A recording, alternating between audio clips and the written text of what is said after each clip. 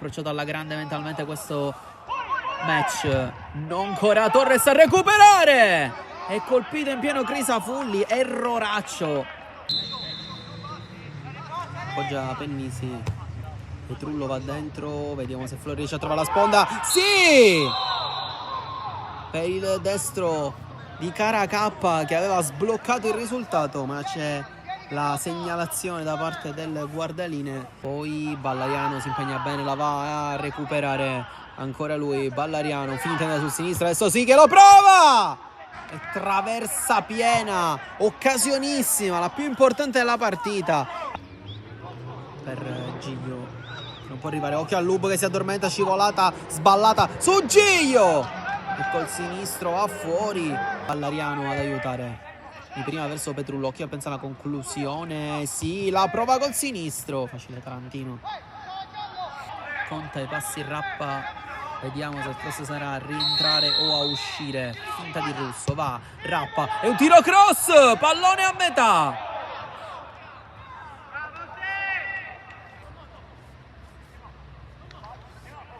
Sempre Petrullo e Gio sul pallone, stavolta va il 10 a girare alto.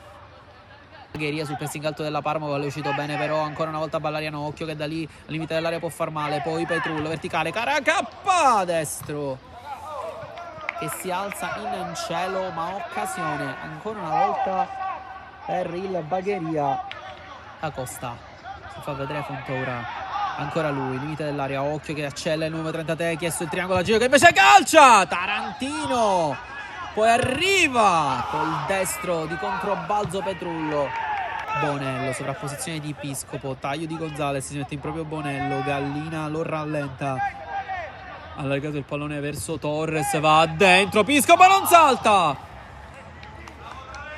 Squadre molto lunghe, si vede quanto spazio hanno Fontoura e Ballariano. Adesso Girgenti, vediamo se si accende. Primo pallone per lui, infatti si mette una gran palla per Fontoura, finta Redirico, si appoggia ancora da Girgenti,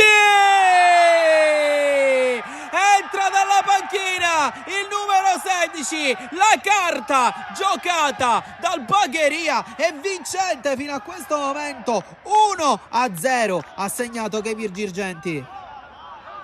Fantasista in maglia bianca, Petrullo, Ballariano, non si ritorna a Girgenti, se la va a riprendere lui, Allub lo stende, occhio, era già ammonito e arriva il doppio giallo per il numero 4 e finisce la sua partita nel peggiore dei modi, senza senso in zona offensiva per andare a litigare con Costa. E poi adesso il doppio giallo, occhio alla punizione folle di Girgenti, ancora lui, sempre lui. 2-0 e allora fai quello che vuoi Kevin Girgenti.